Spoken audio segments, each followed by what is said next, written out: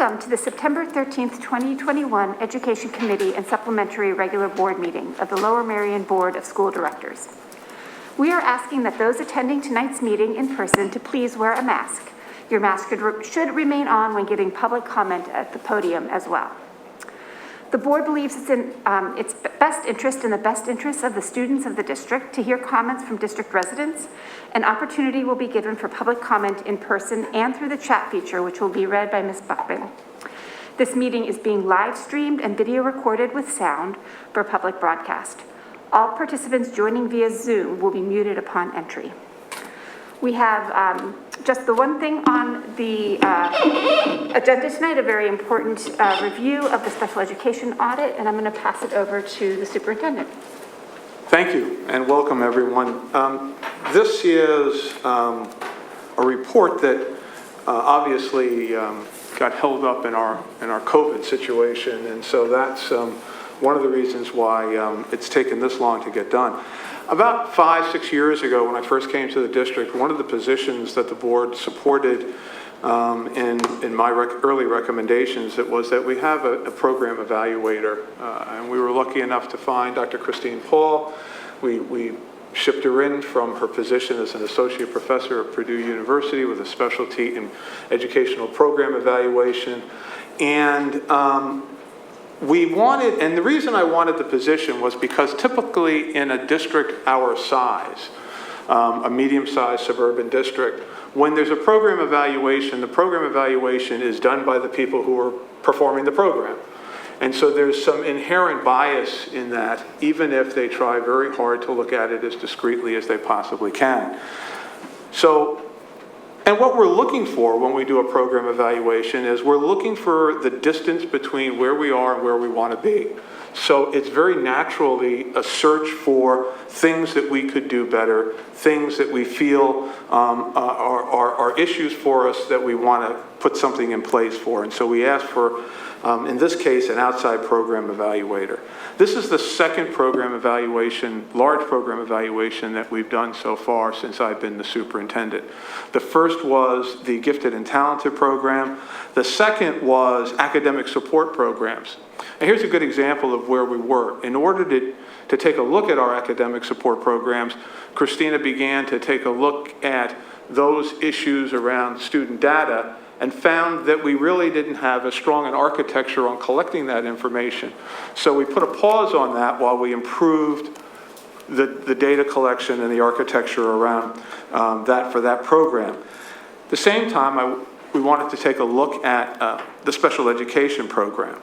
Now, it's important to note that while we're taking the program out in its discrete fashion, saying this is special education, the reality is that no program in the district acts in complete isolation and a silo. They're all impacted iteratively back and forth with different programs, special education, with the way the buildings are set up, grade organization. So it doesn't act just as special education. I think you're going to find that as you hear from the presenters this evening. So we also don't stop doing the program and say, okay, it's not a scale that you weigh and then you move on. It's a process that's moving, and you'll find that there are things that we found during the process that we acted on without waiting for the end of the evaluation. So also, I think the board is supportive of this, we want to make sure that it is a program, the evaluation is something that we're looking in the mirror, we're seeing that there are areas that we want to grow on, and we want to support the administration and the department as they move in the direction. And I really appreciate the way it's worked in the past with other programs that we've looked at, found some areas of improvement, but people dug in without being, sort of defensive about it and saying, fine, if that's what it is, let's get to it and let's see what we can do. And Kimberly and her group have done that with this report. So with that, let me turn it over to, am I turning it over to Cecilia Dodge? Mm-hmm. Okay, who will introduce herself, where she's from, and and what she's doing. There she is. Thank you, Ms. Copeland. Yes, and I'm Cecilia Dodge. Can everyone hear me all right? We can, you're good. 4x4. Great, wonderful. Good evening to you all, and I'm joining you from St. Paul, Minnesota. So thank you for letting me join over Zoom. I am formerly with West Ed, and you can see information right here about West Ed on the screen. And now I'm an independent consultant, and I'm actually a superintendent in a suburban school district here in Minnesota. And our partner on this evaluation was the Improve Group, a woman-owned evaluation and research firm in St. Paul. West Ed and the Improve Group join up together to conduct evaluations of special education programs across the country. More about that in our comprehensive report. So I think we can go on to the next slide. So tonight I want to share with you a little bit about the evaluation we did. And I want to tell you that there's a comprehensive report, like I mentioned, that has a lot more information and positive findings and observations from our work with Lower Merion Schools. Tonight, I'm just going to share with you a high-level overview of key findings and recommendations. So I want to talk with you a little bit about what Lower Merion School District wanted to look at as we came into the district and conducted this study, how we actually conducted the evaluation, and then some of the main takeaways and recommendations from the evaluation. So I'll stay on this slide for a minute and talk with you a little bit about what Lower Merion actually wanted to learn about how students with disabilities, our students who receive special education services, are served in the school district. So we came together with some key folks, including Kimberly Frazier, the Director of Special Education, and Christina Paul, and others, and developed some evaluation questions together about what the district wanted to look at. So some of the things were how appropriate are the referrals to special education and our efforts to prevent disproportionate identification. And I'm actually looking at this list of questions on page 8 of the report, if anyone has the report. How effective is the administrative structure in supporting students with disabilities and their families and special education staff and others in meeting the needs of students with disabilities and special education requirements? How effective is the structure at supporting students, families, and staff in increasing outcomes for students with disabilities? To what extent is instruction at Lower Merion effective for students with disabilities? How can inclusion be made more meaningful and effective in Lower Merion? And what are the current and emerging areas in special education that warrant systemic change or deliberate response? So those were the things that we designed the evaluation around. To conduct the study, we designed an evaluation that is largely qualitative in nature, designed to hear from a lot of stakeholders in the district and visit all schools. And we'll get into the data about that or the data sources in a second here. But we also designed this around really spending quite a large amount of time in the district. So we came just before COVID and visited all 10 of your schools, and we'll get into the details of the data source in a minute. And then finally, we'll get into the takeaways from the evaluation, just high level. So here are the data sources I promised you. So we held 4 face-to-face, in-person parent focus groups. We held those around the district, tried to locate some of them in places where we might get more of the parents who typically you don't hear from, maybe more marginalized parents. One of the parent groups was actually the executive team from the Committee for Special Education. We held staff focus groups at the district office and in all of the 10 schools in the district. And you can see here on the slide a list of every group. And so I was there in person along with my colleague, Dr. Bradley Black, and some of these groups we conducted together and some we conducted on our own. We heard from students. We held 4 different student focus groups in middle schools and high schools. We interviewed the district leaders as individuals, and we conducted a lot of classroom observations. We were in a lot of special ed and general ed classrooms using a research-based protocol that we have developed in West Ed. And then we looked at a lot of documentation about special education services and programs, about special education monitoring, about budgets, about personnel, about calendars, just about every piece of documentation that exists about special education we looked at. And then we looked at comparison districts, and we looked at state and local and national data. And I just wanted to share 3 high-level key findings, the biggest takeaways here with you tonight. So the first 2 bullets on this slide, they go together to make up finding number 1.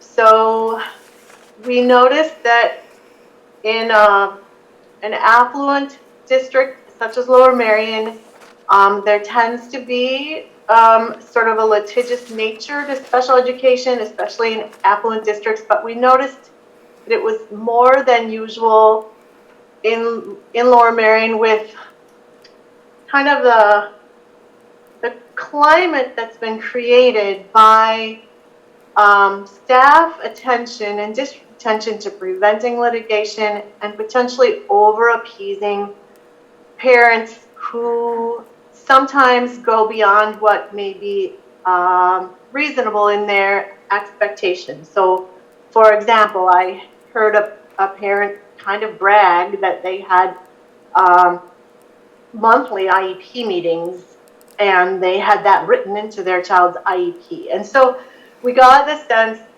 from a lot of input from staff and families that special ed is treated a little bit like a commodity by a small number of families. And what we heard then is some discrepancy then in how all families felt. Different parents might come to the table feeling that they had not been heard. Some felt the only way you are heard is if you bring a lawyer to the table.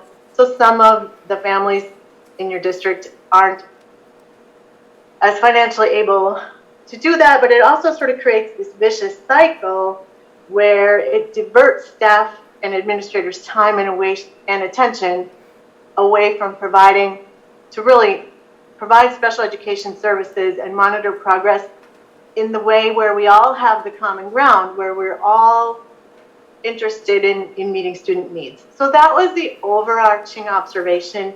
And in West Ed in particular, we spend a lot of time looking at special education in school districts all over the country. So this really stood out for us more than it has in any other place that we've been. Next slide. So then this second finding is actually about a function that really belongs in the whole school. It's not a special education function. It's a whole school, whole district general education function. You'll hear more about it after my presentation too, but it's about something in Lower Merion that's called the Achievement Team. But this is a source of support, multi-tiered systems of support it can be called. This is a source of support that comes from regular ed, general ed, where teams of people intervene when students are struggling. And this can be students who are not yet in special ed. It also is there for students who are in special education. So this achievement team is supposed to function as, like I said, the multi-tiered system of support. It's a problem-solving infrastructure, and staff expressed doubt in that working, that having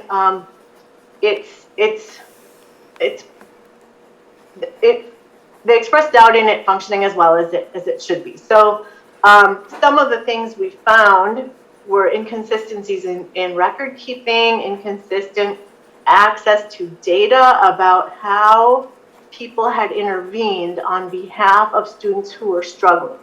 The reason I bring this up in a special education evaluation is because when the pre-referral interventions and the problem-solving infrastructures are not working as well as they need to, people get concerned when kids struggle and they think special ed is the answer. So there's sometimes this sort of belief that that's what this is. It's sort of hoop jumping to get kids into special ed, or it may be that special ed is the only answer because they don't see that general ed has ways of intervening on behalf of kids who are struggling. So this is a significant finding that's directly related to that question about how appropriate are the referrals.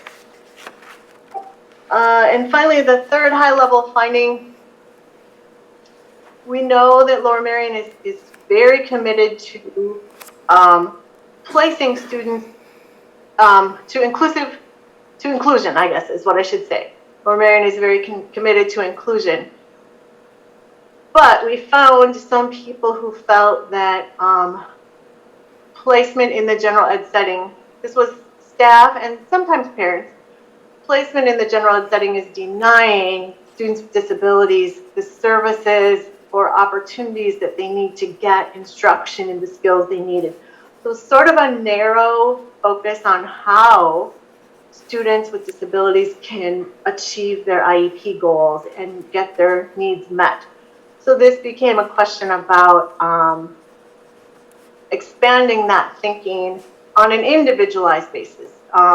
Students with disabilities receive special ed based on an individualized education program plan. And so there's no blanket policy here that, except for kids with disabilities, should be served in the least restrictive environment, which is about this second bullet.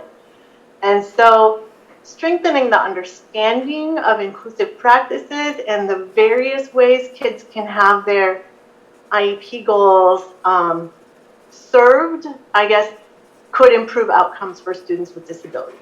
In the report, you can actually see some graphs about this least restrictive environment. School districts and states report this data. And so we were able to compare Lower Merion with other school districts in Pennsylvania with the state and make references there. So this is an area where there could be some growth. Let's move on to the recommendations, and these align with the findings. The first one is to deal with that first finding where the litigious nature has created this climate where some IEP teams are nervous, they're like walking on eggshells, some parents are nervous, people are coming to the table with their guard up sometimes, and I think of this like you have to figure out how to put the toothpaste back in the tube. You have to figure out how people can come to the table all with that agreement that we are assuming positive intentions. We're all here with the best interest of the student. And so I know you're going to hear from Kimberly that there's already been work done and there are more opportunities to start proactively building those relationships. But the other thing is to proactively empower the IEP teams to come to the table and talk about what students really need without this question of administrators kind of coming in after the fact and sort of looking this over with that conflict lens in mind. So it's complicated, it's explained a lot in the report, and this is not a simple thing, but it's very doable. Lower Merion has what they need to solve this. Or let's go back onto the second one. So then for the whole district to look at this achievement team process and better implement. So this is a very difficult thing to implement, and I know that the district has already been taking steps even before we made this recommendation to get full implementation of this multi-tiered system of support. Along with that, this ends up being sort of the tail that wags the dog of making sure the district can comply with pre-referral intervention requirements, which means choosing interventions that are likely to solve the problem, documenting the interventions well, having a multidisciplinary team look at how those interventions are documented and look at a pattern that a student might have. So this really helps to make sure, this recommendation is about making sure you have best practices in place for addressing the needs of students who are struggling, and of course also those who are suspected as having a disability. And then the third one is to make sure that special education becomes part of the district's strategic plan. And so what's the district's clear vision for meaningful inclusion of kids with disabilities in Lower Merion, and what are the steps for implementing that within the strategic plan? So there's not necessarily a separate silo for special education, but thinking about how kids with disabilities do within the larger strategic plan. So this is just a super quick, super high level view. And I think that's it for me now, and questions at the tail end of the entire presentation.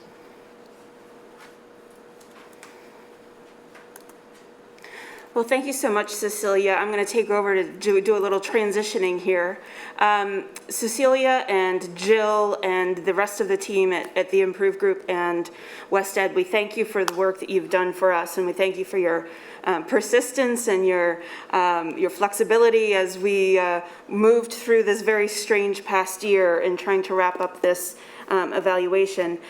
The report itself was so rich and full of recommendations and findings and observations and resources, and it was just so rich and full. And so I try to boil it down when I'm, it's easy to get lost in a report that is that in-depth and that long. And so when I sit back and I try to reflect on useful evaluations, I look for tips, what I think of as tips in the evaluation report.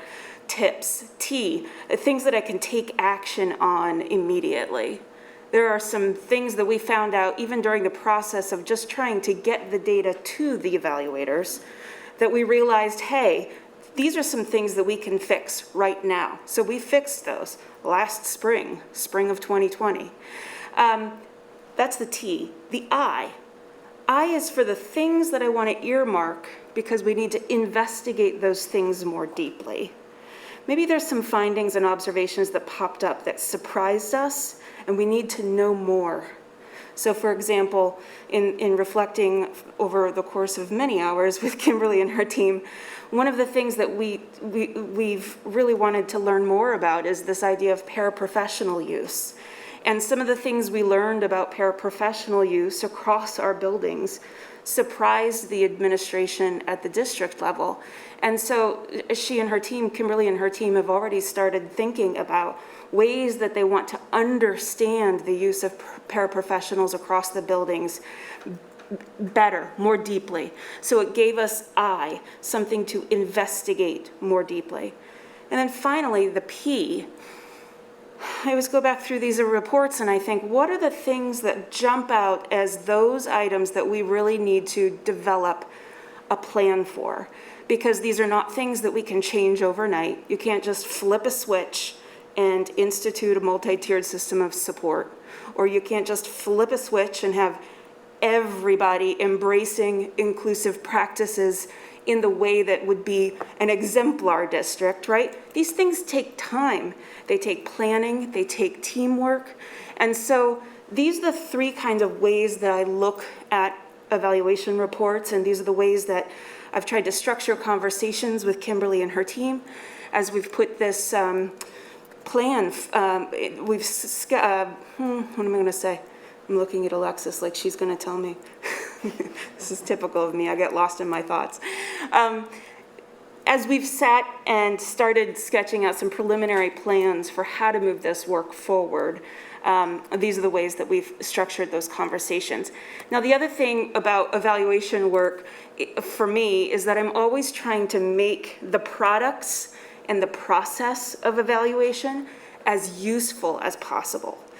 That report, that very dense and comprehensive report, believe it or not, doesn't even contain all of the information that users of the report really need in order to take the recommendations forward. So what I've done here is I've created a resource site where members of the community, our staff, certainly the board of directors, but any of the committees that might be working on taking this work forward, this site can be a resource to all of those groups.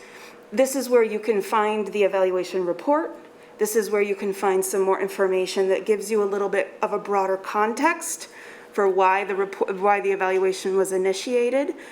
It also includes links, and it is a repository of all of the data collection tools that were used. Some of our people, as we were reflecting on the evaluation findings, were wondering what types of questions were asked during the focus group conversations. So you can go and you can look at all of those protocols and really get a better understanding of how the data were collected. I think one of the richest things about this resource site is the repository of resources that were referenced by the evaluators, toolkits, research-based practice guides, all kinds of really, really rich information that will help us put some of these recommendations into practice. I pulled those, they're all freely available, or mostly freely available, and I put them in as a repository here so that you'll be able to quickly access all those materials. So with that in mind, I just encourage you to take a look at that resource website to extend your knowledge around the evaluation report. And now I'm going to kick it over to the administrators of the district so they can start to walk you through some of the preliminary actions that they're thinking about and that they have already started implementing. We're going to start with Kimberly Frazier and her response from the special education group, or the special education lens, but this really is a very, very integrated action plan that's going to happen, very integrated with curriculum instruction. So after Kimberly talks about a few action items, she's going to kick it over to Dr. McGloin, and Dr. McGloin will explain MTSS and kick it over to a guest speaker who will also be able to explain to us in more depth the work that has already started in regard to MTSS. At the end of all of those presentations, we'll then be happy to entertain some questions. Okay, Ms. Frazier. Thank you. It's nice to be here with you this evening, and I, want to share on behalf of the team. I mean, we really look at this evaluation as a springboard, and it's like, where are we going to go from here? And it's not a quick, it's not a quick response for everything. As others before me have shared, there's a lot of information within the report that's going to take time to go through. It's going to take thoughtful and deliberate planning. So I envision this being multi-year plan as we're looking ahead to how we incorporate these findings. And I think what's really important to us is that we're deliberate and we're thoughtful. We want to approach it in a way that's most impactful for our students and families as we're moving forward. It's also integrated nicely. We have a couple processes that are coming up this year that just happen to land at this time. We have our special education cyclical monitoring. That occurs through the Bureau of Special Education every 6 years for every district and charter school. And so we have that this fall. So it's a nice tie-in along with the program evaluation. And we also have our special education plan that's due this year, which again, that's on a 3-year cycle. We had a 1-year extension because of COVID. So another opportunity to really tie some pieces of this all together as we're moving forward. And as we do follow-up presentations throughout the year, I'll definitely be sure to tie back to the program eval as we're going through that. And I'll say I have great optimism as we're moving forward. I'm grateful for the dedicated special education team that we have. Our teachers, our administrators, our related service providers, our paraprofessionals truly are, I see it every day, deeply committed to their students and families. And I believe with this, sincere optimism that we're going to be able to look at this program eval and think together collaboratively, what can we do better? What can we improve upon? And overarching within each of our initial action steps, and again, these are just starting points. There's a lot that we need to, look through and think through and address. These are starting points. But that idea of inclusion is the overarching piece of this. I mean, inclusion is a priority for our administrative team. You heard Cecilia mention, it was one of the things that when we were talking about what do we hope to get out of this evaluation, looking more deeply at inclusion and how inclusion looks in Lower Merion School District was really important to us as a team. And we believe inherently that each student has value, and that we want to see, to the extent possible, students with and without disabilities learning alongside each other, working alongside each other. And we have focused on that already as a team, and we, and that can be seen in program development and additional supports and services we've put into place. This program evaluation allows us to look a little deeper and say, where can we do more? What can we do better? And it's the overarching priority that frames our focus within each of these steps as we're moving forward. And I also want to highlight that it's done in partnership. I am deeply appreciative of the collaboration with Dr. McGloin, Dr. Gaudioso, and our curriculum and instruction administrative team. I feel like our partnership together is critical for all of our students. And so you will see that theme as we're moving forward as well. Our initial action steps highlight professional development, as well as family engagement, paraprofessional utilization, and multi-tiered systems of support. We're just going to take a couple minutes to talk about each one. And with professional development, again, this is shared ownership with the curriculum and instruction department. It can't just be special education in isolation. So it's really looking about how do we build upon our capacity for inclusion, targeting all teachers and all staff members, and really looking at that balance between curriculum and student services. We really want to do a consideration of a needs assessment and think about how do we get more information about what our general education teachers feel that they need more professional development on in order to support students with different learning needs in their classroom. Some of the topics that we might address through this: supplementary aids and services. Those are the aids and services that support students to be able to access the general education environment. Looks at collaborative factors, instructional, physical, and social emotional. Universal Design for Learning has the goal to design an environment that's accessible and challenging for all learners. So it focuses on how do we remove the barriers for students. High leverage and evidence-based practices, and really thinking about research-based practices, evidence-based practices that show to have high impact on student achievement. And I think through this professional development, it's not just I'm giving you some topics, but it's also about help. This also will lead to an enhanced understanding of all team members of the continuum of services within special education, and also with roles and responsibilities that came up through the program evaluation, with distinctively, like everyone understanding what their role is and what their responsibility is in this work. And I think that can come nicely through professional development. Parent and community engagement. We do deeply value our collaboration with families, and it's important that all families experience that collaboration in a meaningful and positive way. And our intent is to partner with PATAN. PATAN is an offshoot of the Bureau of Special Education through the Pennsylvania Department of Education. It's a training and technical assistance network, and they offer all sorts of supports, training, guidance, and They have a family engagement support network. They've developed some great training modules to help support training geared towards educators, training geared towards administrators. So really thinking about how can we utilize that consultation with Patan, continued partnership with CSC. I know the report referenced, I think the words were used, cordial and productive. And I would say, our administrative team has appreciated the positive relationship that we've had with CSC, and we look forward to partnering with them as we move forward in this work. And another part to that is also our administrative team thinking about how do we ensure that all voices are heard, that we're reaching all parts of our community, not just those that might belong to a certain group.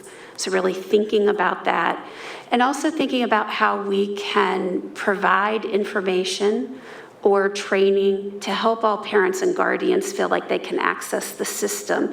In my time as a special education administrator, I've had a lot of parents over the years say, well, Kimberly, here's what I'm concerned about, or here's what I'm thinking. How do I approach the team?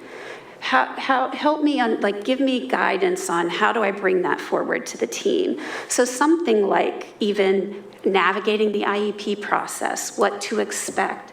How do you work with teams when you have disagreement? So really thinking about what our administrative team and our staff can do to provide some sessions for parents to help with that as well. And then again, as an initial action step, our paraprofessional utilization. Our paraprofessionals are truly vital members of our team, and we really could not do this work without them successfully for our students. And they're vital in supporting our students in terms of outcome and inclusion. And so pulling together a work group to really study the findings that came through the program evaluation, looking at the recommendations, there's a lot of great resources that were provided that we'll want to review and look through research and really think through as a group, how are we utilizing our paraprofessionals? There's definitely a difference between one-to-one supports and classroom support, and how is it being utilized across our 10 schools? And I think to determine where do we go from here, we do have to really understand better how it's being utilized across our 10 schools. And then really thinking about that decision-making process for how one-to-ones are assigned. And again, back to that idea of roles and responsibilities. So this will be another initial action step. And again, as I pass it over to Dr. McGloin, just highlighting that this is just initial. These are just some items that we're going to get started with, but we do see this as a multi-year plan that we'll continue to add and improve upon. So I'm going to talk a little bit about multi-tiered systems of support, because multi-tiered systems of support is actually a regular education initiative. It is not a special education initiative. Although it was in the report, it happens for all of our students, which includes special education, but every student in the district is a piece of multi-tiered systems of support, as are our staff, our administrators, and our community. So when you see the purpose, it's growth for all in the Lower Merion community, because it's not one pocket that we're talking about when we talk about MTSS or multi-tiered systems of support. And I'm happy to be a part of this presentation. I would also want to say, because we are a team, and so when you think about special education and you think about the district in general, we all play a heavy role in educating every one of our students, including our special education students. So it's important that we all function as a cohesive team and we support every student in this district. So I'm pleased that we are a part of this presentation, because I do see us all as one big entity. So we're going to enter our first year of a 3 to 5 year implementation process for MTSS. It takes a while to get it off the ground. You'll see why when you hear a little bit more about that. But we did some work in the spring, so it'll be our first full year of implementation, but we've actually done work with MTSS this spring and started the work prior to the special education evaluation. It's been a conversation in the district prior to that, and since I arrived with Dr. Gaudioso, we have talked about it and started implementing and training our administrators, our staff, our K4 and our 5-8 committees have had presentations on it. And so this is something that we have started work on with our consultant, Becky Millspaugh, who's with us today. Both Dr. Gaudioso and I worked with Becky in the past in implementing a couple systems, including MTSS and PBIS in our districts, and have had such a wonderful experience. I am sure you'll be impressed with her knowledge base because she really is a true champion for this type of work and does a wonderful job. And so we were pleased to bring her on board once we knew we really wanted to take this on. It was the first person that both Dr. Gaudioso and I thought of to bring into the district because she does such great work in this area. So she's going to give us more information on what MTSS is and what it'll start to look like for us. So I'm going to pass it off to you, Becky. Well, thank you. I appreciate being here. My name is Becky Millspaugh. I'm from the Montgomery County Intermediate Unit, and I work with a fabulous team myself in the Office of Professional Learning. So today I was asked to just talk a little bit more about what multi-tiered systems of support actually means. And I start us out with 2 quotes. Both of these researchers helped Pennsylvania develop their Equitable Participation Hub, Dr. Amber Green from University of Texas and Dr. George Bash from the University of South Florida. Your MTSS framework that you're working on is your framework for equity. Because equity is access, equity is process, and equity is outcomes. So when we think about the guiding principles that lead us to those outcomes, there are 3. All members in our community can grow. That's a belief and a guiding principle for multi-tiered systems of support. That everyone has shared ownership for all of the children in our care. And I think you've heard that already said probably multiple times tonight. And that the outcome of our efforts and all of the program evaluation that you have done is growth for all. Right? Growth for leaders, staff, students, families, and outreach into the community. Multi-tiered systems of support, the way we think of it now, as opposed to 2007, and I always joke, good thing we're wearing masks, because I have some wrinkles from MTSS, but it has gone through quite a bit of transformation. So as we go through the rest of the slides, this is sometimes new information for those who have maybe heard of or seen multi-tiered systems of support in the past. So multi-tiered systems of support focuses on opportunity thinking. We change the question that we answer when we think about student needs. We talk about the interaction of the curriculum and the learner. That's why this is not just special education. We're talking about the curriculum that is offered to all students. We talk about the instruction and how we deliver that instruction and the learner. And we talk about the learners and the learning environment that really hits at that social emotional connection. What about that interaction should be altered so that when we are working with all students have the ability and the support to gain that opportunity and access to learn both academically and socially? That's the question that we ask. We ask when we're designing the system, and we ask that also when we're looking at individual student needs.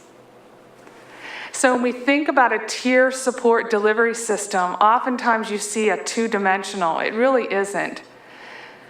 You can see that we're thinking about services and supports that are stacked and layered and aligned with each other. And what we think about is through the lens of all, some, few. What do all students need? What do some students need? And what do a few students need?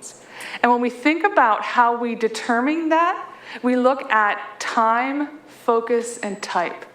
That's how we categorize and organize. I do want to say before we go to the next slide that it doesn't mean that you're going through this sequentially. Sometimes you might need to have a few students problem solved around a specific area. They don't have to wait to get that help because we look through the lens of all, some, few. So we think about what is Tier 1. Tier 1, we always say all roads lead to Tier 1, right? Because Tier 1 is core instruction. It's what everyone gets. It sets the sequence and the scope of events and the pacing for all tiers of support and problem solving. So when you look at the time, there's a lot more group level and group work, and it's what they do typically in the classroom, right? The focus is broad and it covers all of the standards because we have standards aligned instruction, and we use that universal design. You've heard it already. How can we remove barriers ahead of time and not react, but be more promotive and preventative? If you look up in the top right, you will see it says growth for all. All students participate. It's given to all. And what you're expecting in a healthy system is that 80% or more of your students grow without a need for more intervention. So when we think about Tier 1 core instruction, this is the heart of what we do for school. This is the heart of what we've done for a lot of program evaluations. This is making sure that everyone has the largest opportunity and access that we can possibly give. You can go to the next one. So when we think about Tier 2, these are targeted interventions. We answer that question, what do some students need in addition to Tier 1? So if we would hashtag it, I would say core plus a little more, right? So if we think about this, we're talking about time. This is small group time. This could be increased duration working on a specific skill in any area, academic, social, emotional, behavior. The focus is specifically to the skill. So it's always there at the ready and it's there for the students who need it. And it's supplemental. And we talk about supplemental, it could be opportunities to respond, increased feedback, but it's not always about remediation. It could also be about rigor. If we think all, some, few, we might have some students who come into a math class and already understand the core curriculum. What are we giving to some of those students who might need a little bit more and are targeted for those skills in that math area? So when we think about this is also still prevention. So if you look up at the top right, it's when there's either slow or no growth. If you already have the skill coming into a classroom, obviously you can predict that you might need a little more, right? And the outcome for a healthy system is around 10 to 15% of the students. Why? Because the core is differentiated and meets the needs of most. So when we think about what is Tier 3 then, well, Tier 3 has really gone through a lot of reiterations as we've grown in this framework over time. Tier 3 is a problem-solving methodology. That's what this means. It means individual problem solving. It means wrapping your minds and your hearts around a student and looking to see what does that individual student need. So when we think about time, it's usually individualized is around what a student needs, not a group of skills, but what a student needs. The focus is prioritized for the individual student, and it's based upon the data. And we talk about the different types. It could be an academic intervention. We talk about intensive intervention services. There might have been a student who was impacted by the flood, for an example. We might need to wrap around that student, maybe get some social workers involved in helping the family access some of the supports. That's pretty intensive, but that's what Tier 3 individualized problem solving is. And we also look at those individual social emotional behavior plans. What we do in this kind of prevention model, if you look up at the top, is we're reducing the barriers to learning on an individual basis. And if all of the rest of those tiers are healthy, then we're looking at 5 to 7% of the students. Sometimes what comes from this problem solving is we need additional information.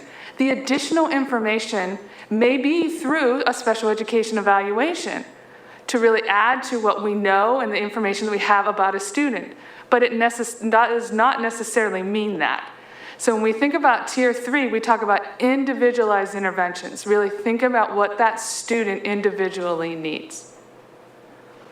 Pennsylvania has a moniker for what we consider multi-tiered systems of support. There is a full definition. You can see the link is there. But really we're looking at, if you look at the icon there, social emotional connection at the base of everything. Academic and behavior interventions based upon the need of the student as we look at the different ways in which we problem solve.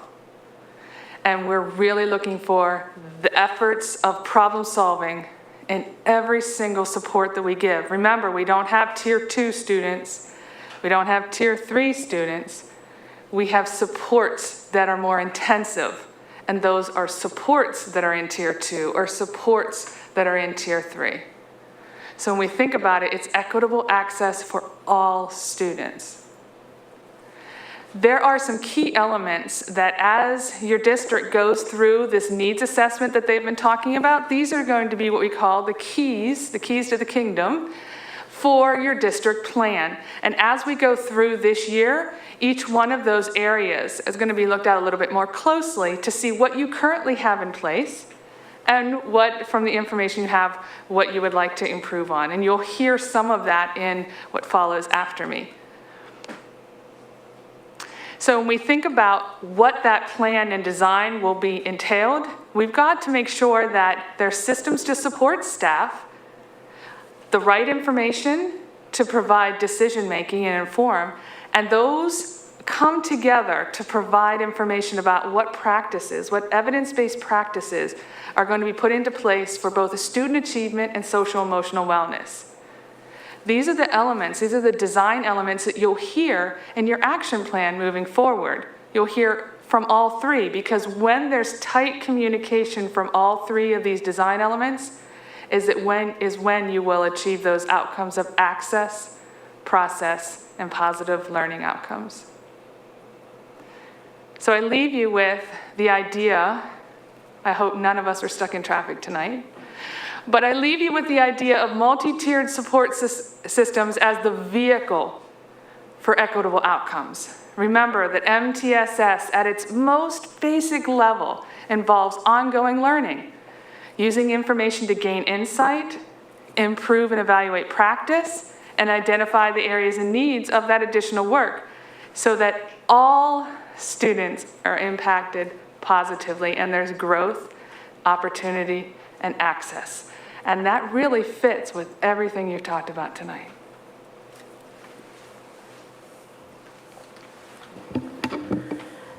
So one of the things we thought was important to share was really our pathway in this year one. And as Dr. McGloin and Dr. Paul have already shared, and Cecilia Dodge, some of this work began concurrent to the special education evaluation. And what has been exciting, as Dr. McGloin and I talked in the fall last year, the winter, and started some initial work with teams, was how this recognition, both of the tiers of support, the improved data practices, and the shared responsibility and shared understanding across the system was bubbling up through various groups in our district. In the spring, we formalized some of these conversations, and I want to share my enthusiasm for working with Becky again. It's been wonderful to have her come and share her expertise with our teams, and that started this spring. So we started with our K-5 IST teachers, who are leads in the achievement team process, our reading and math specialists who support the interventions across our system. What's really powerful and exciting is that our K-8 intervention subgroups, and these are groups that are working on our K-4 and 5-8 reimagination teams as we look toward redesigning, reimagining education with the reconfiguration of our schools. These teams had a powerful voice in looking at how do we improve equity and access and growth and achievement for all students. So when our answer turned to MTSS, we turned to Becky, and she began working with these teams. They all had an overview presentation, began some initial training, and Becky came to work with all of our administrators in the spring. And our initial work was to draft our definition of what does LMSD MTSS mean, and what will that look like in our system. And those conversations, as Becky shared with you, the layered system there, the question that will anchor our work is, how are our students responding to what we offer to all students? How do our students respond to what is offered to some students? And how do our students respond to what is offered to few students? And what was already shared was how important our data warehousing practices are, because we need aligned ways to look at the data and to really, in real time, be able to pin down how we can best support students and their complete access to each of those tiers of instruction as they need it. So this new data warehousing software, we began configuring this past summer, along with developing a timeline for our MTSS implementation. This September, we'll begin our district and building teams, and they'll have communication cycles that are coordinated so that as we're doing the work to envision and create systems as a district, that this is taken back to buildings and we have feedback loops that involve all stakeholders. Part of the work will be developing that vision and mission for our Lmsb MTSS framework. Additionally, this September, we'll be looking at our planning and our goals for this year one implementation. A lot of it will be working to infuse data into all we do, being more reflective with our data practices, really looking closely and sharply at student needs and how we support them. And that work will continue as we move toward the spring and look at our plans for our next year of implementation.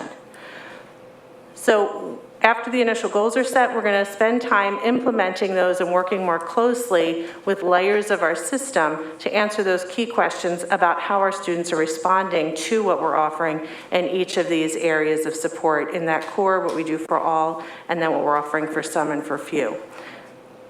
So what we expect is that the teams will still have consultation with Becky through the year, and this will be something that as we go through the year and we're reporting out on various, growth and practice with our curriculum teams, it'll be something we can continue to share.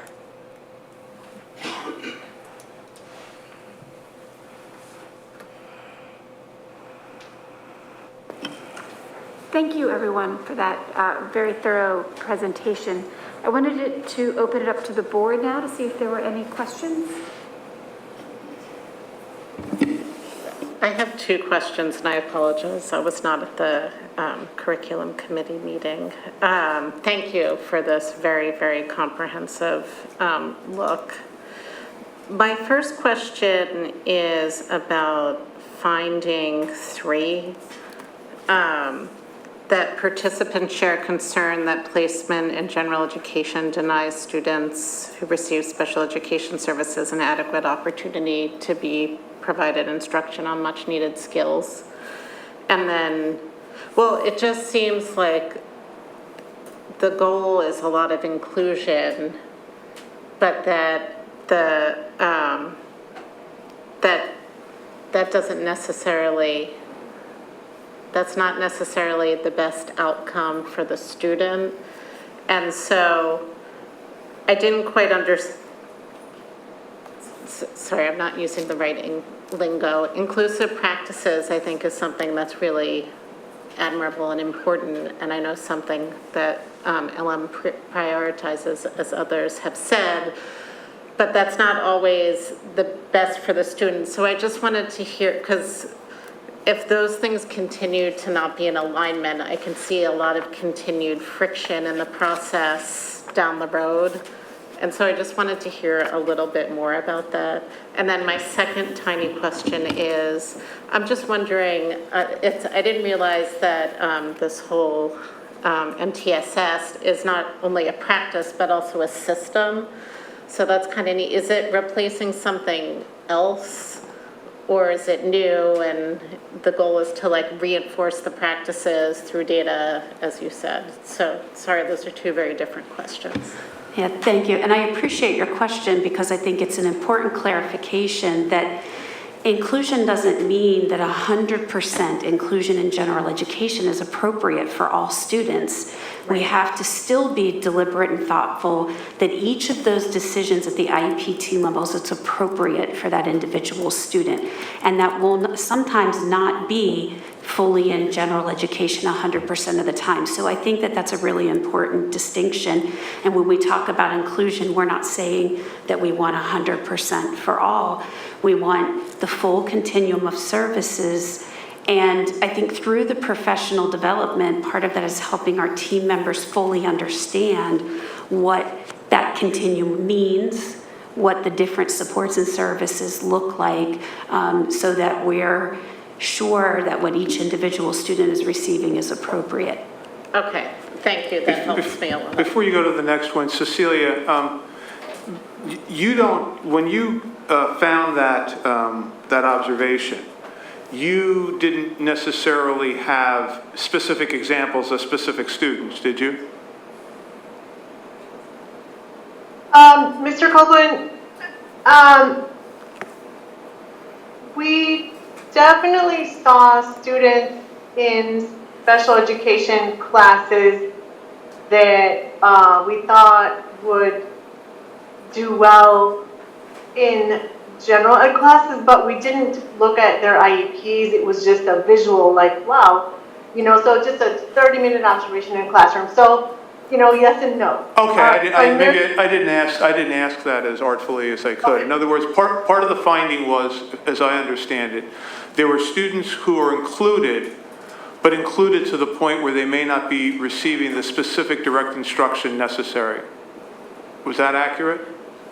No, that's not accurate either.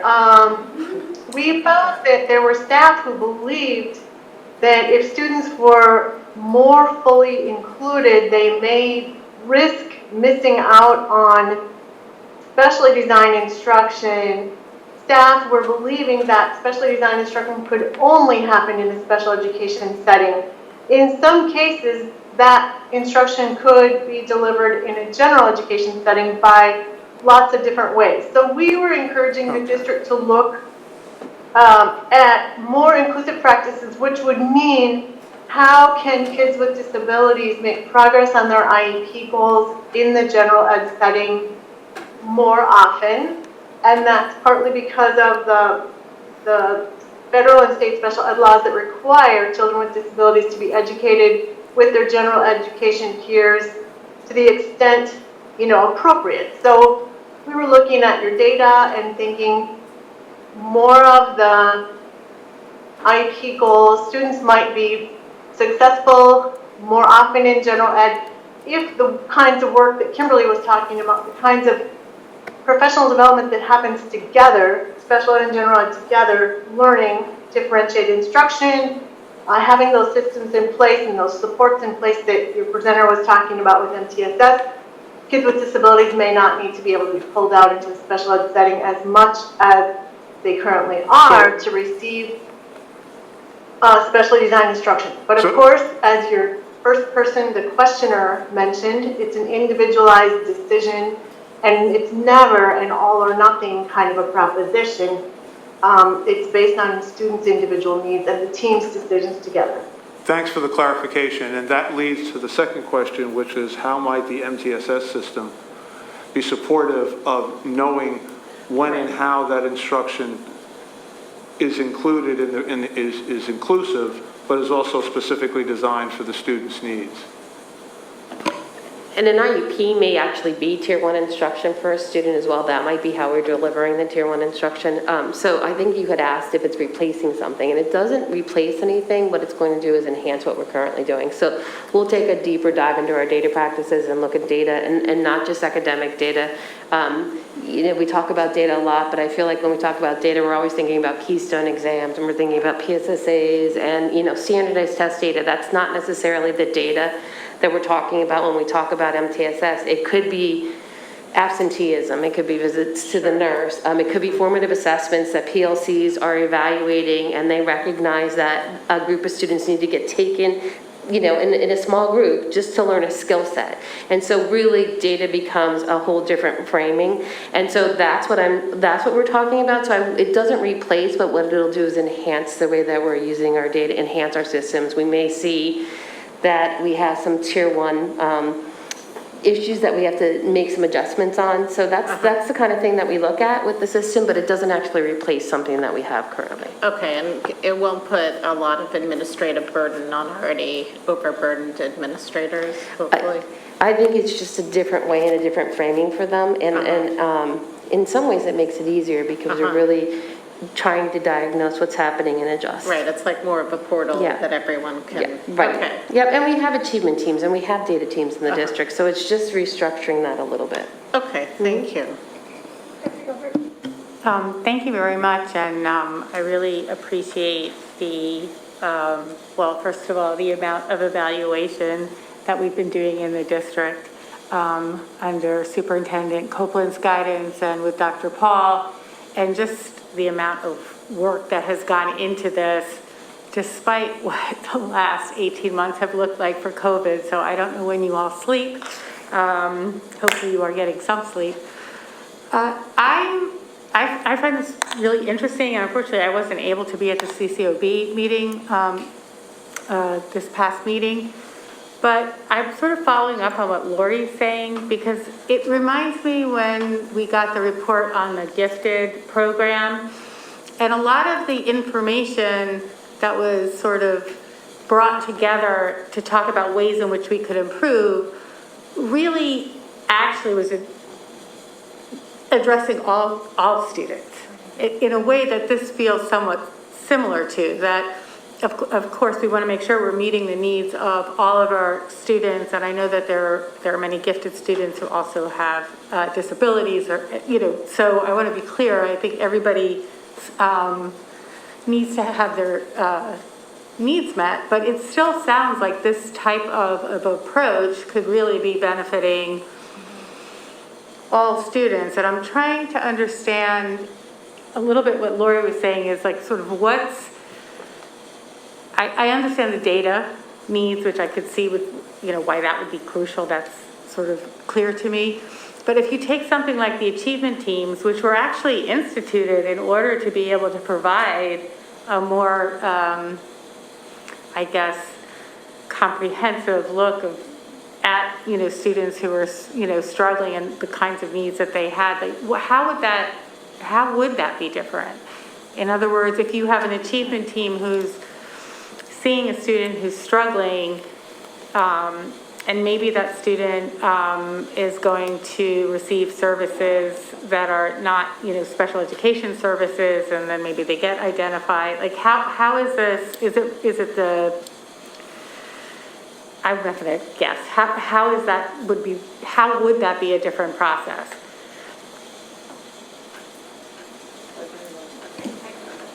Yeah, you want to talk about it?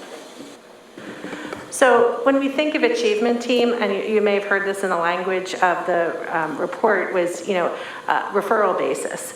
And when we talk about using our data and infusing it into all we do, we're really capitalizing and enhancing the practices of existing data teams, so that instead of waiting for a referral, and not that they do, because data teams are active in looking at kids, but more systematically and with the data warehousing tool, we'll be able to look at how all students are doing and looking at more effectively using our resources to support groups of students with like needs.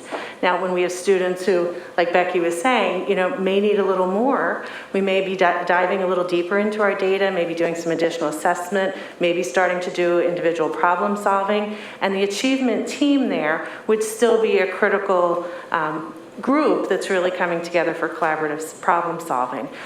So it enhances the practice, like Dr. McGoin said.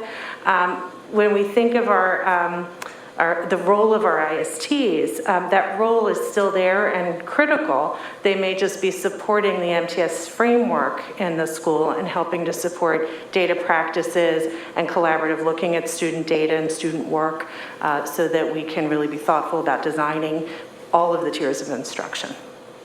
Okay, that's actually helpful. It's concrete. It gives me a sort of more concrete understanding. And I also want to say that I think that the professional development for both regular ed and special ed teachers to be working together, and also for regular education teachers and staff to be trained in more universal design and stuff, is very exciting. And I think, this is obviously a long-term effort, and I think the resources, there clearly needs to be significant resources, I would expect, associated with this, and also a concern in keeping class sizes low and ensuring that there are enough teachers and support staff for those students. So I know that the board has been very supportive of that in the past and prioritizing, and hope that that continues forward, because it sounds very exciting. So thank you. Ms. Kalish. Thank you. That was an incredibly in-depth project here and presentation. Something that I thought was particularly interesting were the findings about the relationships with our special ed families. And something that was sort of mentioned in passing, but I think was a really important idea, and it was something that was communicated to the board from the CSC, was an emphasis on sort of training families and what the experience is like, how the process works, what it's like from the district side. And so I don't know if offering trainings to sort of like welcome families into the whole process and into the special ed community is something that the administration is considering doing, and if there are any other strategies for, de-adversarialize is not a word, but that's the thing I want to communicate, to sort of make it a more collaborative process and a collaborative feeling process. Like, at the end of the day, we all understand that what we want is the absolute best academic and social and supportive experience for our students. And so to sort of shift that mindset globally in our community would be really great. And I'd love to hear about that. Yeah, so you hit on it, like our administrative team talking about what offerings, what sessions do we offer families to like demystify, right, process. And that can be everything from the evaluation process, what to expect once your child is identified, what's progress monitoring, what's ESY. There's so much to special education that can be overwhelming for families.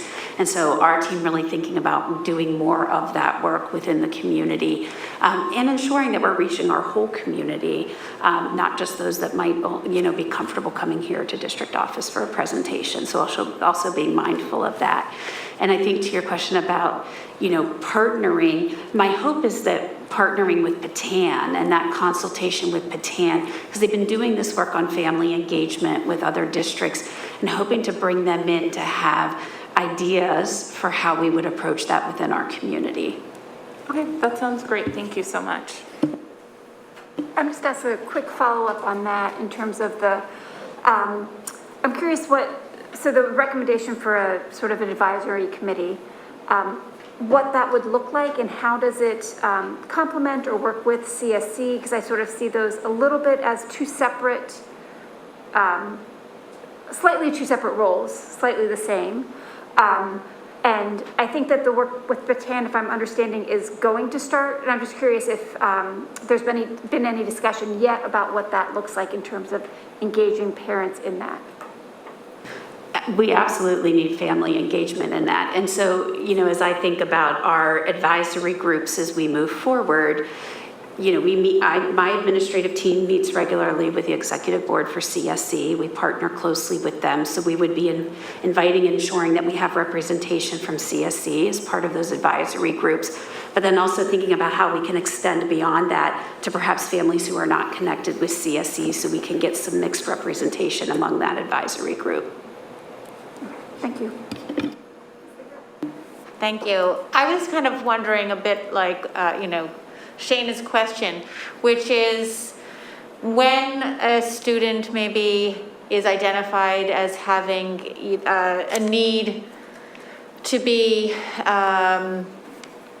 either offered support for enrichment or some sort of remediation or some sort of something with these in the special education realm.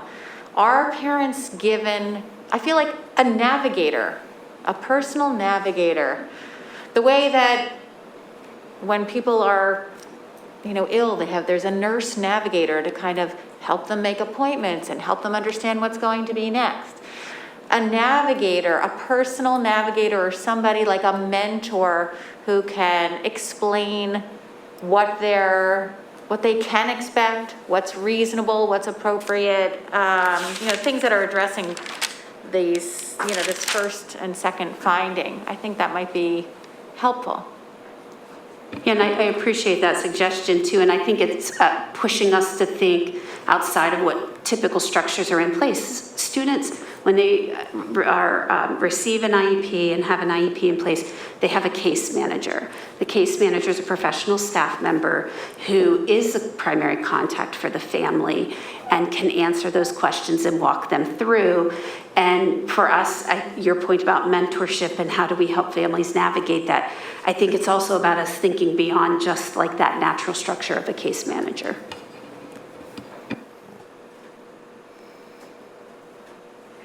Mr. Moore? Thank you, and thank you again for the presentation. Being my second time sitting there, it is definitely very thorough. But one thing I wanted to just point out or ask about, and it's building on Dr. Gilbert's comment around the need for professional development. And I noticed in the report it talked about one of the focus groups where members of the achievement team, were just not feeling that it was as cohesive and kind of connected as it needed to be, as well as just the need to make sure that we are providing, and we're also looking at going a little bit deeper on the utilization of paraprofessionals.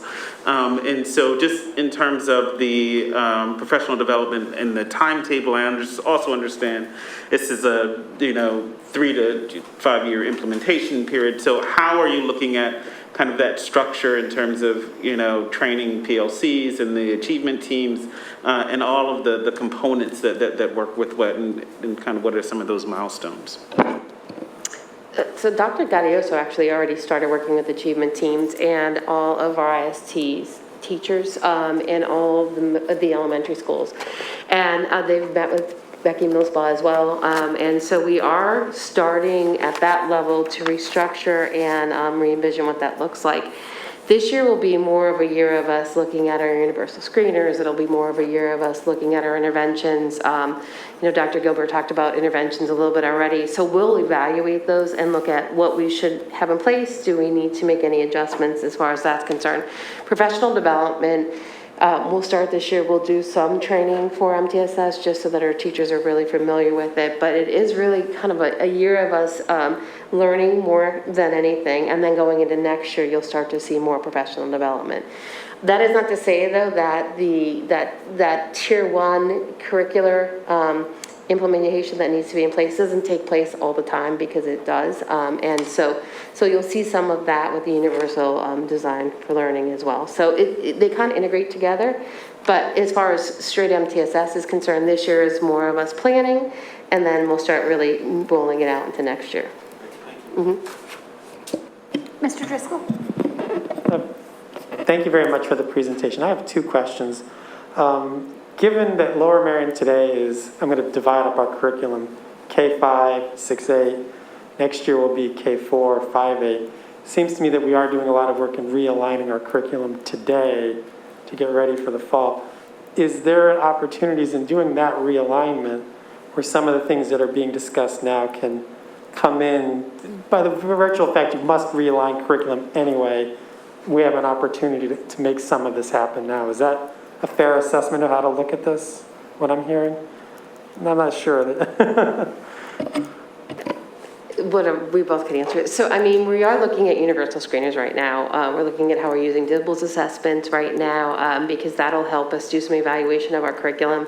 Dr. Gaudioso will say at some point to all of you that we both believe that we have to take a hard look at our elementary reading program and also our phonics program that aligns with it. So we're doing some more screeners to see what that looks like. So I guess my answer is yes, kind of, if that makes sense, because this is a process, and so we need some more data to be able to really help us evaluate what we have. So we are looking at curriculum, we are working on curriculum, but that's all, in my mind, that's always a work in progress, and we always fine tune and hone it. And so it's something, especially on that ELA side, that we'll be looking at moving forward. I would also just add to give credit to Dr. McGloin and Dr. Gaudioso that one thing that I've been impressed with in looking at that transition to 5 to 8, K to 4, 5 to 8 next year, they've included team members from student services, special education along the way, and they're at the table and part of those conversations, which I think is critical to this work. thank you for that. My next question, though, is COVID-related, unfortunately, that I'm under the impression, rightly or wrong, that socially, emotionally, our kids may not be where we wish they were, just given the social, and I don't believe that's a Lower Merion issue. I think this is a global issue. If we're having this, if I am correct, and this is an assumption on my part, where is some of this helping out? Because I did see social emotional is part of this, but given forgive me, the 18 months, I don't want to say it was a total slide, but it wasn't what none of us wanted. How is that COVID issue is going to impact us going forward in this plan? Go ahead, Kimberly. Yeah, I mean, we have seen the impact on students socially and emotionally, and the student services portion of our department has done a great deal of work under Dr. Naray's leadership, who's with us here this evening, and Terry Quinlan and Rich Marta, who are student services supervisors. We've provided a lot of professional development since COVID related to trauma-informed practices, and really spending time with our building administrators, getting ready for this school year in particular, about how can we have activities planned and what can we do at the classroom level to support students from that perspective, social, emotional, and then building all the way up to additional interventions if students need additional support. So there's been a great deal of time and energy spent on the behalf of administration, both district level and school-based level, to do that work. And then it leads into the basis for MTSS. But it's 3 to 5 years. So we're really, I would say, at the ground floor, right? And we'll continue to build on the whole program as we progress into the future. So it really is ground floor. They're doing a phenomenal job with social and emotional, but I don't know if I would attach it to MTSS at this point in time. Mm-hmm. Mr. Lee? Thank you. I have 2 questions as well. One is, I was wondering if you could just spend a little time talking about, finding one was that the district spends a lot of time and energy preventing litigation and potentially over appeasing parents who might have unreasonable expectations. But then recommendation 1 is to empower IEP teams to resolve conflicts at the school level. So could you talk a little bit about what that process looks like if you're because finding 1 sort of implies there's a fundamental disagreement between what the district believes the students need or potentially is capable of providing versus the parents. How is the IEP team going to resolve that? Well, can I ask Cecilia to respond to that? Mr. Copeland and everyone, I believe I heard the question correctly. So just the relationship between finding 1 and that recommendation. What we found was that some IEP teams were maybe not feeling fully empowered. And Kimberly and her staff, the supervisors, may need to intervene with the team and spend a lot of time sort of hypervigilant over IEP meetings to sort of prevent conflict or litigation in certain cases. And it created some tension all around. And there's, other things. There are other important things that need to be able to be done, such as paying as much attention as possible to progress monitoring, to make programmatic and instructional decisions. And so to free the special education administrators up to do their own program monitoring and improvements and all these good things that Kimberly's talking about doing, but they need time to do them. And IEP teams need to be feeling that they're not walking on eggshells to work with families. So they go hand in hand with this desire on everyone's part to make a more trusting and collaborative relationship at the, between families and the team at the table. These things all kind of go together. I hope that answers your question. Not really, because the recommendation reads more like the IEP team should be empowered to appease the parents, right? That's sort of what it reads like, because finding one is that we're spending too much time appeasing them and in conflict.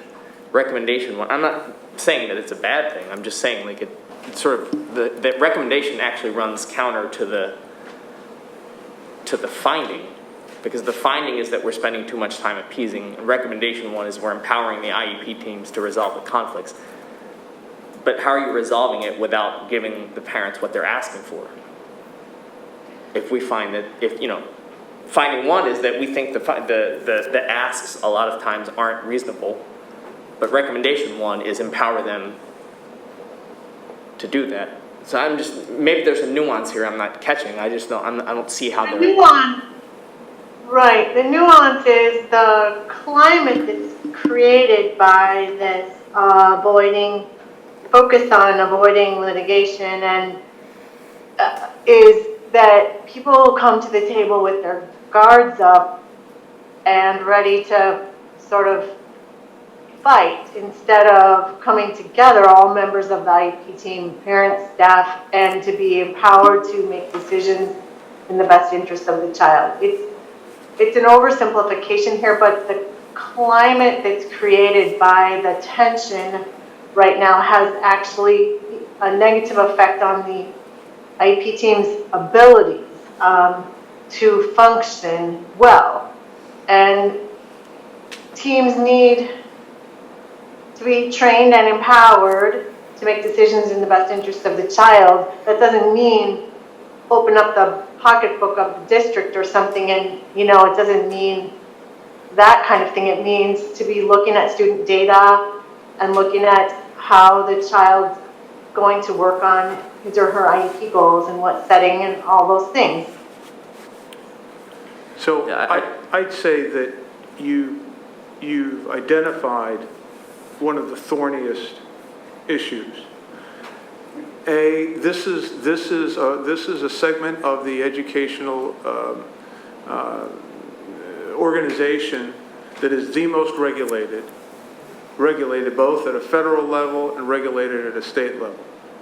And so when there's a disagreement on where to go next with a student who's struggling, I would argue that one of the things that you want to do is improve the sort of specific kind of data that gives you the information that says, here's why this is the way to go. And that can happen at the IEP team level, probably better than the central level, because they're more attuned to the needs of the child if they've got the right data to be able to have the discussion with the parents. Does that help get at it? At the same time, there's a sense that the more I get, the better I'll feel. And I don't know that that's going to go away in its entirety. I also think that this is exactly what Kimberly's use team is designed for. It's designed to say, here we've got this finding and this recommendation. Let's talk collectively about how we might handle it. Because it is a collective discussion. Is that fair enough? Did I at least, was it a ringer, or was it a gleaner, or? It provided good context. Yeah. Lori liked my answer. No, I think it definitely, it's a tricky issue. I guess, I don't want to get too hung up on but the finding one, kind of reads a little adversarial, right? Because it brings up appropriate and over appeasing, which is kind of, and then the recommendation doesn't address that aspect of the finding as well. It's one of the ones I struggle with. Yeah. All right, thank you. So my second question is really more mechanics-wise. If it's a 3 to 5 year implementation timeline, what buckets of work are happening in years 2 to 5, and what determines the speed of that? having done this work before, what happens is we have to find out what the baseline is. So that needs assessment, some of the needs are already apparent for some of the work that you've done. But when we look at the second and the third and the fourth year implementation, we're really looking at, is Tier 1 meeting the needs of the majority of the students? And we really look at how that's being delivered. Then after that is tackled, we go into, if that's the case, what is the usage and what is the benefit of the work that we're doing with for some and for few? And then we look at also expanding that, because when we look at secondary multi-tiered systems of support, it does take a little bit longer. And I agree with you, at the elementary, you could probably do this a little sooner. But at the secondary level, there's so many different divisions and departments that making sure that Tier 1 is meeting the needs of all students just takes that additional piece. And that's usually what happens in those other years. It's a little bit different for secondary and elementary. Does that help? Yeah, so you're saying that the program, such as it is largely implemented in year 1, and then years 2 through 5, or however long it takes, is really fine-tuning and getting better at it? So the first year, you have to know what you're being better at. Okay. So that first year is that planning year. And if you look at any complex system work, that's typically what happens even in a business model. So you're looking at year 1 being the planning year, and that's really where you are right now. After that, you get a very good sense of where you need to put your buckets. And most of the time, it's going to be ensuring Tier 1 is strong and meeting those needs. And then you're going to take a real close look at the layers of support that are above that. So, and like I said, the reason why I say 3 to 5 is because when we look at secondary, it really does provide much needed support, but Tier 1 may take 1 or 2 years. Okay, great, thank you. Okay, I'll finish up with, excuse me, with a few questions. One thing that we didn't necessarily talk about much this evening, but is definitely in the report, is around the equity piece of it. And I'm wondering if you can speak a little bit to, how we can integrate the recommendations and the information from this evaluation as we move forward with the equity audit. That's sort of in the beginning stages, I think in the next month or so. So can you speak to that? Because they're so intertwined. So I think that one of the things that we'll be able to do is take some of this information, provide it to the folks who are doing the equity audit, to be able to quicken and deepen the way in which they approach those issues, because they're not going to be starting from ground zero. They're going to have some things and some documentations to look at. That I would encourage folks on the board and in the public to take a look at some of the documents that Christina has put on that website, so that you can see the more discrete language and things that people were saying that led to some of these recommendations. But that's the way I see it, is that you're not and let me say that you're not starting from ground zero in any of it. Even in the MTSS, you've got elements that are there within the district now. It just means everybody understanding not just processes, but vocabulary, and it gives you an opportunity to make sure that you're acting as a more unified engine. Thank you. And my last, go ahead. I just realized though that so we were collecting data in order to look at academic supports, which was an evaluation that we found that we needed to collect the data. So it sounds like that's going to be done as part of this process. Is that correct? And it's begun, because when we took a look at that, we realized not every school site was collecting the same data in the same way and putting that together. And so that part we're getting better at. But I think the next step is to be able to say, okay, here's Tier 1, here's what everybody gets. What are the Tier 2 interventions that we have? What are Tier 2 interventions that we're using? Are we using them correctly? Or are we identifying the right intervention for the particular needs of the students? And then it's about keeping track of that kid's progress to see if those Tier 2 interventions are working, whether you need to change them out for other tier 2 interventions, or whether you go for tier 3. It's actually very holistic. Yeah, thank you. Sort of a follow-up to that, and we've talked about it tonight, is this idea that for all of the program evaluations that have been done, there's a consistent theme that we have been sort of inconsistent in how we are collecting data. And I feel like every piece that we go through, it's like, okay, so we're going to start, we are starting. I know that there's work already being done and has been along the way with each of the, of being more systematic and consistent across schools. And so I just wanted to speak to there are a couple things that come out to that for me. One, Dr. McGloin, we did mention, and we talked about, when we were talking about data, that it's more than just sort of the PSSAs or the keystones or those big things, but that data is a much broader term that includes things like, the students going to the nurse every day, what's going on, right? Are they really having a stomach ache every day, or is there something sort of more on the social emotional piece of it? And I think that it's really important that we keep in mind that when we're talking about data, we're talking about all of that, and that it's not this idea that we're just talking about test scores, because I think that's really important that people realize.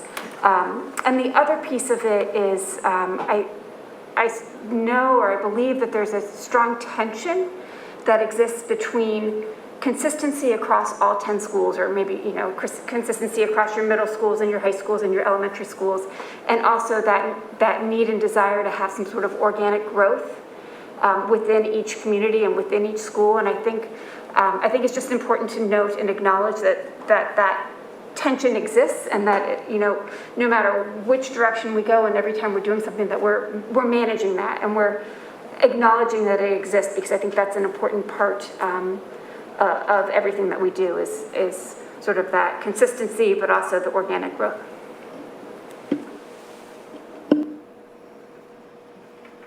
Okay, any other questions? Okay.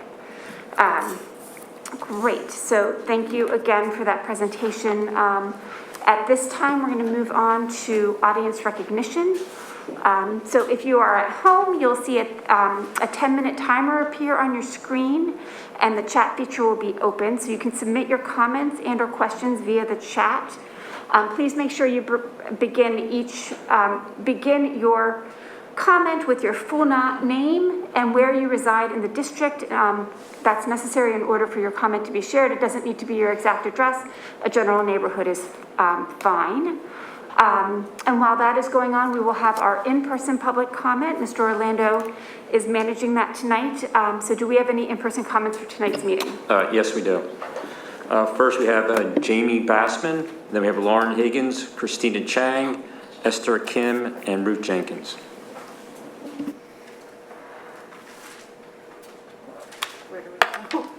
Just give me a moment. Sure. Thank you.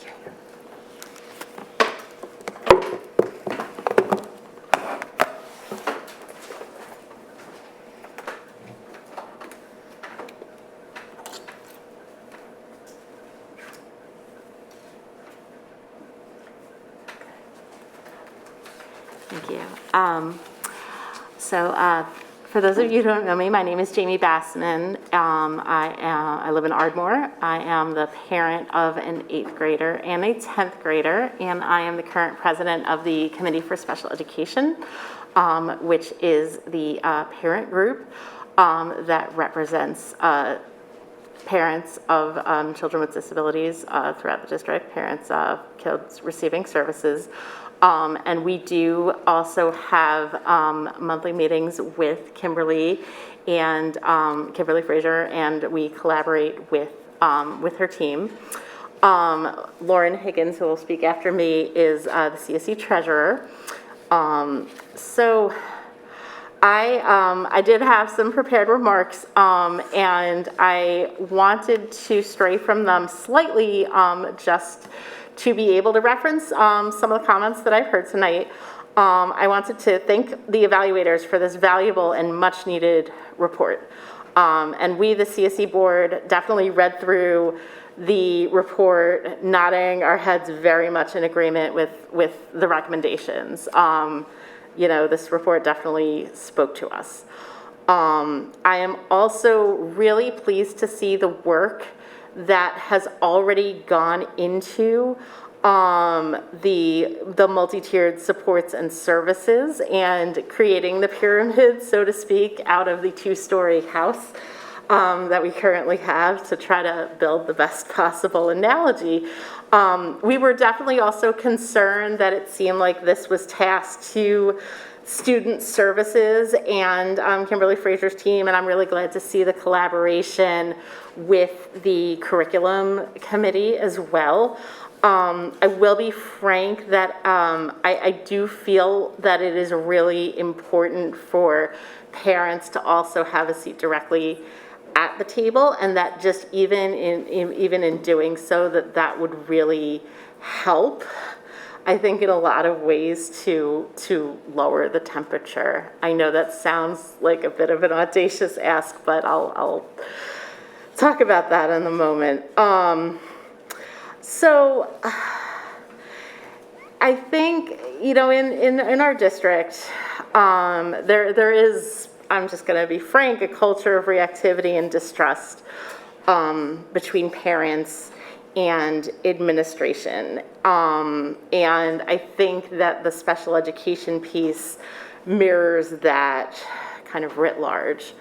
And the reasons why that are the case, I think, because I am an occupational therapist by trade, I've worked in the schools, I have a working encyclopedic knowledge of all of the acronyms that are thrown out there, but that's just me. That's not the case with most. I'm just gonna finish up with like a couple of sentences, and then I'll hand it over to Lauren for recommendations. I think it's really important when you think about parents that, to go with Shayna's point, we also want everyone to be able to listen to us, not to listen to us complain, but actually listen to us and understand like kind of where we're coming from and our concerns. And also please tell us what legally we aren't entitled to. That's okay. That's okay. Lauren's going to talk a little bit more about our recommendations now. Great. Thank you very much for the time this evening and for including us in this conversation. We have important recommendations. We have some I'm sorry. Could you start just by saying your name and where you're from? Excuse me. I'm sorry. I thought Jamie introduced me. My name's Lauren Higgins. I live in Wynwood. I have 2 children in the district. I have a 6th grader and an 8th grader at Ballykinwood Middle School. Thanks, Lucy. So following on some of the comments that we've sent earlier today to the board and others, we have some recommendations to follow on to some of what is in the report. We, CSC, is ready to come to the table and figure out how to create a foundation for how we can build back better. Building trust in a stronger and a better, stronger general education foundation is essential to decrease the number of necessary referrals and evaluations. We feel that an advisory committee is absolutely the first step, and it needs to include representation from all stakeholders. Additionally, we're ready to partner with administrators and teachers to create videos, webinars, and content explaining to parents how this achievement process works and evaluations are supposed to work. This will ensure transparency and equity for all. We strongly endorse an efficient and equitable process of data-driven screenings that prevent over-referrals of students of color in particular, and excessive parent-driven evaluations and requests. Occupational therapists, speech therapists, pathologists, special education are all doing whole class screenings, check-ins, and other tier 1s across other districts. It should be happening here as well. It's crucial that teams understand how to lower the temperature, starting with the process at the parent level, and this should be included in a shared vision and assumption of good faith. We do hear from parents about people who have consistently demonstrated the ability to build trust with them, specifically Ballykinwood Middle School Principal Sarah Stout and Special Ed Coordinator Gina Verkler. Those are 2 names that come to mind that embody this. if there were a district-wide internal mediator that all parents could go to for legal and education options for their children, similar to something someone mentioned earlier, a pathway for internal mediation of conflicts that started with conversations at the teacher and building level is suggested. This would be a huge step forward, and we hope that might be considered. As to inclusion, we are in full agreement that inclusion is not just a place, but a process, and that process requires a strong foundation. And we'd like to see a general educator, a special educator, and instructional aide in each building with administration, and to build a stronger co-teaching models and better understanding of inclusion practices. We absolutely want general education teachers to utilize and integrate best practices with teaching. For instance, using executive function strategies for all students as early as possible, which is why CSE and ISC are lining up a national expert on executive function for our joint November Zoom meeting. We look forward to the necessary commitment from the board and the incoming superintendent to make sure recommendations from this report come to fruition. Thank you very much. Thank you. Thank you. Christina Chang.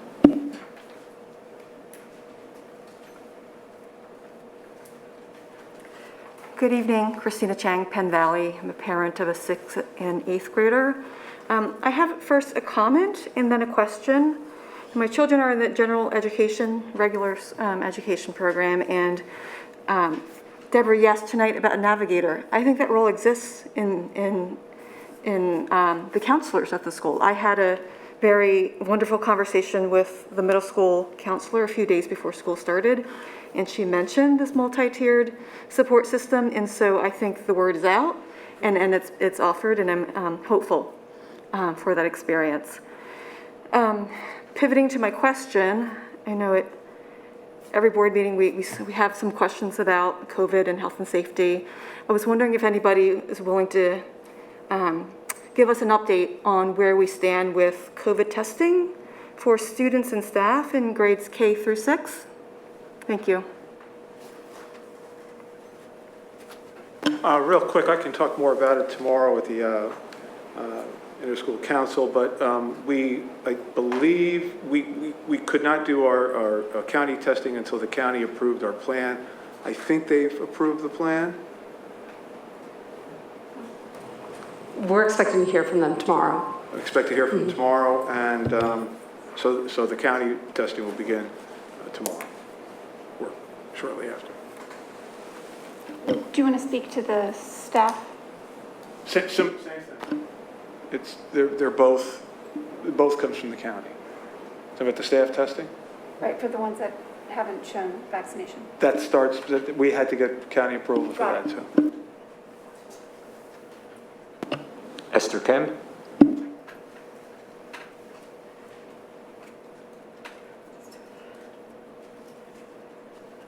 Hi, I'm Esther Kim. I live in Penn Valley. I've got a 10th grader at Harrington. I guess I also have a comment and question. This MTSS is absolutely not new. Several years ago, I took courses in the Drexel University School of Education master's degree program for teacher certification. And in the most basic level 1, year 1 courses, in the textbooks, which were already a couple of years old, there was an extensive information about MTSS and how it is an evidence-based best practice. So this is very, very old. It's been going on a long time. So that's my comment. And I guess two questions. Since this is an evidence-based practice for helping students, and it's been around for many years, why I actually already assumed when I took these courses several years ago that our school district, of course, would have this. It's conceptually, the tiered system is not difficult to understand. I understand it's difficult to implement, but so number one, if this has been around for so long and it's evidence-based practice and it's actually in your basic level 1 courses for training teachers, why did our special education departments fail to implement this? I mean, they're just starting this now and it's going to take them years to implement. I mean, my son's in 10th grade. By the time they get this going, he's already going to be in college. Number two, are there other significant evidence-based practices that can help students that our school district has been failing to implement? Those are my questions. So one of the things that we hope we're able to do is to have a self-evaluation program that sort of lays open things that we want to do and have to do. And we're hoping that we can do that in a spirit of moving forward. It's not that we have not been doing anything with data collection or multi-tiered systems. We just think that they've not happened in as systematic a way as it should, and we're admitting that. And so we're trying to move forward, and we hope that folks will give us an opportunity to do that. Ruth Jenkins.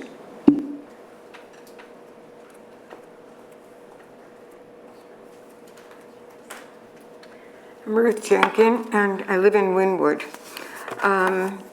Firstly, I would just like to comment on the quality of our special education, because people come from far and wide to be in our school system because of the special education. I also think that we need the paraprofessionals to be part of the teaching program, not just a side, but be part of the whole of the education program. They're essential part of, they spend more time with their students than most other people do. I also want to go to the full day kindergarten story, that these are students that would benefit from a full day kindergarten, and I would like to encourage that thought once again. I also want to think about students at the morning meeting, when they have the morning meeting, that all students should be part of a morning meeting so that you can see each other and talk to each other and identify the weaknesses and strengths and differences in each of the students in the group, so that they're not just asides. I also would like to comment on our website. I think it's very hard to manage and to find information, and when you're looking for ideas and for meetings and for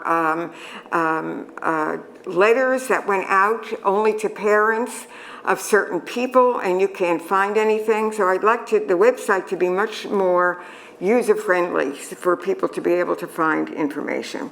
Thank you.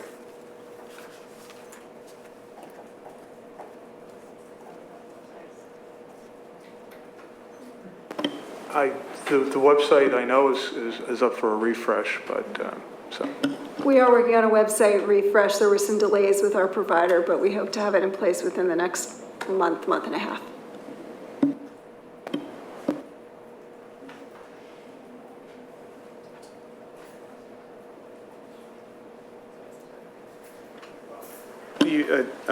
Mrs. Klein asked me to give an update on the K+ program is opening up this year. That's in 3 schools.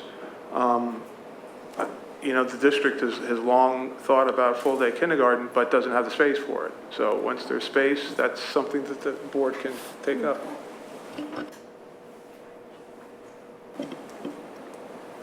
Thank you. Ms. Buckman, can you please read any public comments that were submitted via the chat feature, please? Sure. So the first public comment is from Michelle McGill of Ballackinwood. She says, my son is a victim of not being able to access the general education setting when he is fully capable. How can we as a district create a better system that doesn't allow for students like my son who has straight A's to not be referred to remedial reading classes that read material 2 to 3 years below grade level? Also, certain classes like social studies until this year have been omitted from his schedule. The goal of special education is to allow for students like my son to access the general education curriculum with accommodations, not to be placed in these special education remedial classes to make things easier from a staffing point of view. This is a real problem for the school district. The next comment is from Jacqueline Stefanu of Bryn Mawr. How will the district communicate all of these findings, goals, and plans to address the findings? How will families know how plans will affect their individual child within their individual placements and their goals? Thank you. And those are the 2 comments that we have. Well, in terms of, I can't speak to the comment about the specific student. I know that one of the concerns that we do have is students who are, particularly at the middle school level, currently missing some subjects that we, for remediation, and I know that the 5A committee is looking into that to see if there's a way to provide students with what they need without missing certain subjects. And in terms of information getting out there and communicating, I mean, this gets out there as part of our general thrust. If there's something the communications committee thinks that we could do better around something like this, I think that's something that they can discuss in the next meeting. Is that fair enough? Yeah. Right, thank you, Ms. Buckman, for reading those comments. So we have some upcoming meetings in the next few weeks. On this Friday, September 17th, the Facilities and Purchasing Committee meeting will be meeting at 8:30 a.m. here in the boardroom. Just to update everyone, at this time, our committee meetings are being live streamed. We are working through some options in terms of providing an opportunity for useful and appropriate engagement with virtual and being in person. Our committee meetings will continue to be in person. Right now, they're being live streamed. So I mentioned that because the Friday morning we have a Facilities and Purchasing Committee meeting. Next Monday night is the regular business board meeting. It will be here at 8 p.m. And that will be will also be live streamed and via Zoom.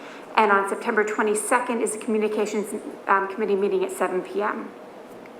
Before we end tonight, I'd like to remind everyone about some upcoming meetings. Tomorrow morning at 9:30 is the first Inter-School Council Hot Topic meeting of the school year.